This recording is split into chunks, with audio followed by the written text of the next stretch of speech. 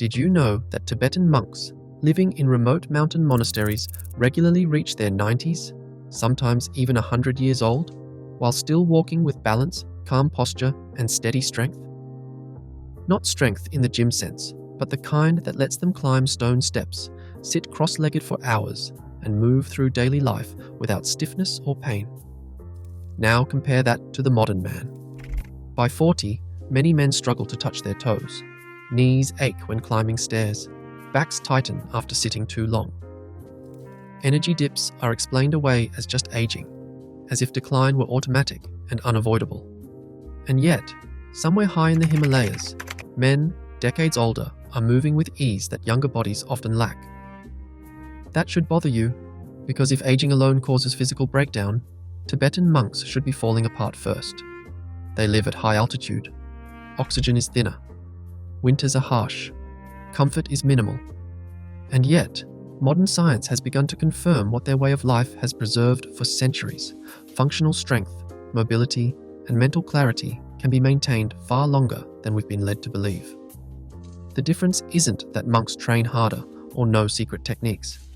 It's that their lives are structured in ways that quietly protect the body instead of slowly eroding it. If you're curious why some men stay strong as they age, while others decline despite effort, stay with me. This isn't about spirituality or mysticism. It's about daily habits, stress, movement, and systems that either work with the body or against it. And once you see how Tibetan monks actually live, a much harder question emerges. What if the problem isn't age at all, but the modern life we refuse to question? If you follow a Tibetan monk through an ordinary day, one thing becomes obvious very quickly. Strength is never scheduled, but it is always present. There is no concept of working out. Instead, the day is built around continuous, low-intensity movement that never overwhelms the body, yet never lets it decay. Monks walk long distances across uneven stone paths. They stand, kneel, sit cross-legged, rise, and repeat these movements dozens of times a day during prayer, study, and communal work. Transitions matter more than most people realize. Modern men often move in extremes. Hours of sitting are followed by short bursts of intense exercise. The monk's body experiences the opposite. Gentle load repeated endlessly. Joints are taken through their full range of motion daily, not aggressively, but consistently. Hips stay open, ankles stay mobile. Knees remain strong because they are used the way they were designed to be used. Even chores reinforce this system. Carrying water, sweeping courtyards, tending simple tasks, all done without rushing and without collapsing into chairs afterward. The body never cools into stiffness. It stays warm, responsive, and aligned. This kind of movement doesn't build impressive muscle size, but it preserves something far more valuable with age: connective tissue, health, balance, and coordination. Strength becomes something that quietly stays with you, instead of something you constantly have to rebuild. Modern life removes this layer almost entirely, and once it's gone, no amount of gym work fully replaces it. Which raises the next question. If monks stay physically capable without intense training, what role does their mental discipline play in keeping the body intact for so long? Their secret is this: if daily movement keeps the monk's body from stiffening, stillness is what keeps it from collapsing. Tibetan monks spend hours each day sitting in meditation, often cross-legged, upright, and completely still. From the outside, this looks passive. In reality, it is one of the most demanding physical practices they perform. Holding an aligned posture without support requires constant, low-level muscular engagement through the spine, hips, and core. There is no slouching, no collapsing into chairs, no external structure doing the work for the body. Over time, this trains balance at the deepest level. Small stabilizing muscles stay active. Postural awareness becomes automatic. The nervous system learns to maintain structure with minimal effort. This is why older monks can sit, stand, and walk with an ease that modern men often lose decades earlier. But the effect goes beyond posture. Meditation profoundly changes how the nervous system handles stress. Modern life keeps the brain in a near-constant state of alert. Notifications, deadlines, noise, and information overload create chronic low-grade tension that never fully resolves. Muscles tighten, breathing becomes shallow. Recovery never completes. Monks train the opposite response every single day. Through controlled breathing and focused attention, the nervous system repeatedly shifts out of fight or flight and into a calm, regulated state. This reduces chronic inflammation, lowers unnecessary muscle tension, and allows the body to repair instead of constantly bracing. Because strength does not just disappear with age, it erodes when the nervous system never feels safe enough to let go, which leads directly to the next piece of the puzzle. If monks regulate their bodies so effectively, how does their relationship with stress itself shape the way they age? Modern men often believe stress is something to eliminate, yet their bodies tell a different story. Chronic stress does not come from rare emergencies. It comes from constant anticipation, unresolved tension, and emotional reactions that never fully shut off. Over time, this keeps cortisol elevated, increases inflammation, and quietly accelerates muscle loss, joint pain, and fatigue. The body stays in defense mode, even when nothing physical is happening. Tibetan monks live under physical hardship, but they experience far less internal stress. This difference matters more than most people realize. Monks are trained from an early age to observe thoughts and emotions without reacting to them. Anger, anxiety, and frustration are not suppressed, but recognized and allowed to pass. This reduces the hormonal spikes that slowly wear the body down over decades.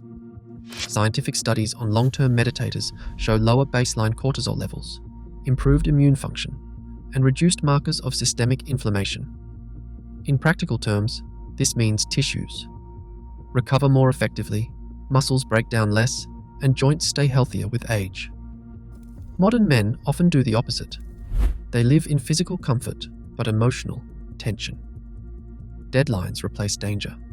Screens replace silence. The body reacts as if it is under threat, even while sitting still. Monks experience controlled stress, cold mornings, long hours of discipline, physical effort without urgency. Stress is present, but it has a beginning and an end. The nervous system completes the cycle. Strength does not fade because the body is challenged. It fades when challenge never resolves. If monks manage stress so differently, how do they rest so deeply without chasing recovery the way modern men do? Most modern men sleep, but very few truly rest. Sleep has become something we squeeze in at the end of the day, often compromised by screens, artificial light, late meals, and minds that never fully power down. Even when the body is horizontal, the nervous system stays alert, scanning emails, notifications, and unfinished thoughts. The result is shallow recovery that compounds year after year. Tibetan monks treat rest as non-negotiable biology, not a lifestyle choice. Their days follow the sun with almost no deviation. They wake before dawn, not by alarm, but by habit. As daylight fades, activity slows naturally.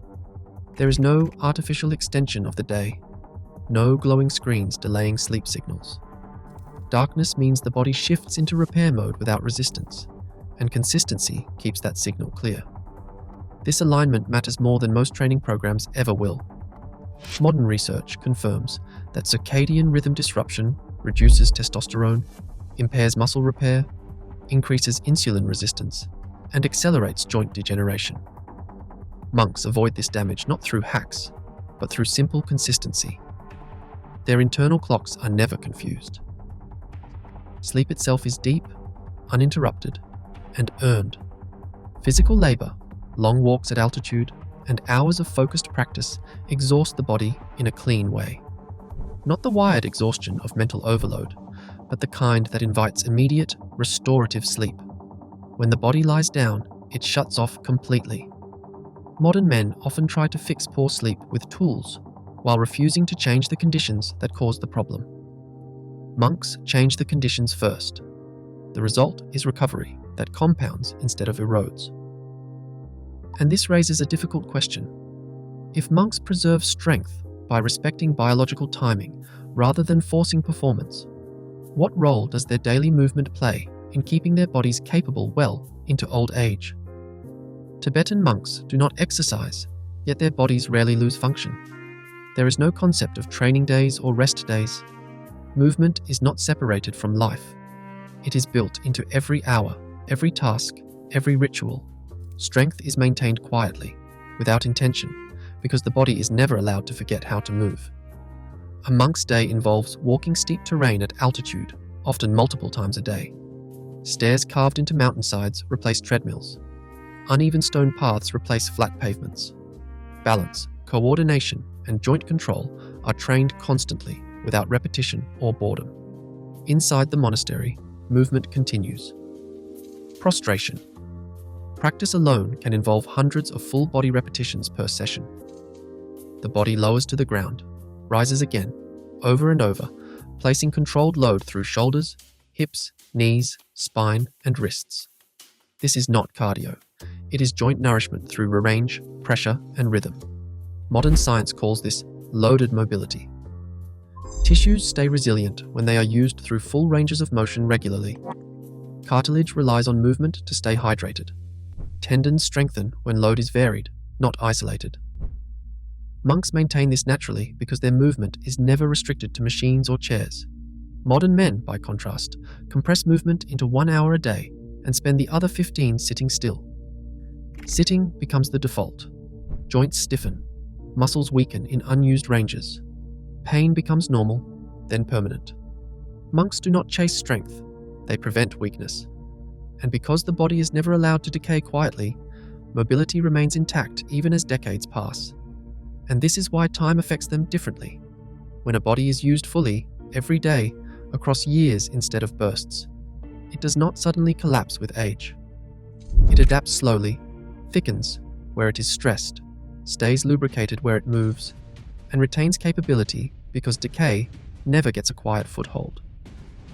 But physical preservation alone is not enough. What truly separates monks from modern men is not just how their bodies are used, but how effort itself is understood. Because even a well-maintained body will eventually fail if the mind begins to interpret strain as pointless, aging as loss, and discomfort as something to fear. This is where most men start to fall apart. Not when muscles weaken, but when meaning disappears. And that is why age does not break the body as quickly as meaninglessness does. One of the least discussed reasons Tibetan monks stay strong is that their suffering makes sense to them. Pain is not interpreted as failure, inconvenience, or something to eliminate immediately. It is information. It is training. It is part of a larger framework that gives effort a reason. Modern men often experience discomfort without context. Joint pain feels like damage. Fatigue feels like decline. Aging feels like loss. When discomfort has no meaning, the nervous system reacts with resistance, tension, and fear, which amplifies pain and accelerates withdrawal from movement. Monks are taught early that discomfort is temporary and useful. Long meditation sessions strain the legs and spine. Cold mornings stiffen joints. Long walks tax the lungs. None of this is avoided. It is observed. Breath is maintained. The body adapts instead of recoiling. Modern neuroscience confirms this. Pain perception is shaped by expectation and interpretation. When discomfort is framed as dangerous, the brain increases its intensity. When framed as purposeful, tolerance increases, and inflammation markers decrease. Monks are not ignoring pain. They are contextualizing it. Purpose also stabilizes behavior over time. There is no identity crisis at 50. No scrambling for lost youth. No sudden abandonment of routine. Life continues with structure and meaning intact. Modern men often lose physical discipline when identity shifts. When strength is tied to appearance or performance, aging feels like failure. Monks tie strength to service, clarity, and presence, so the effort continues and the body keeps responding. This leads to the final comparison. If belief systems shape how the body experiences effort and age, what happens when modern men borrow the principles without adopting the religion? The lesson here is not that modern men should become monks. It is that strength survives when life stops working against the body. Tibetan monks did not unlock longevity through secrets, supplements, or extreme discipline. They removed the constant friction that slowly breaks people down. Their strength lasts because their environment, habits, and beliefs are aligned with human biology instead of fighting it. Modern men often do the opposite. They compress movement into workouts instead of daily life. They chase recovery instead of removing exhaustion. They treat stress as normal, sleep as optional, and discomfort as something to eliminate immediately. Then, they are surprised when their bodies start failing in their 40s. The monks offer a different blueprint. Move every day, but not violently.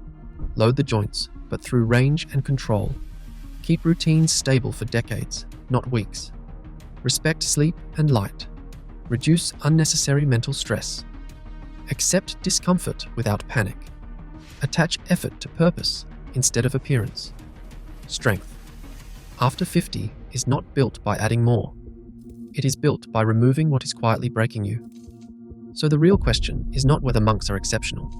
It is whether modern life is incompatible with the kind of strength we expect to keep. If this made you rethink aging, strength, or what healthy actually means, stay with this channel. We are here to question what we were told, uncover what still works, and separate performance from longevity. Because strength that lasts is the only kind that matters.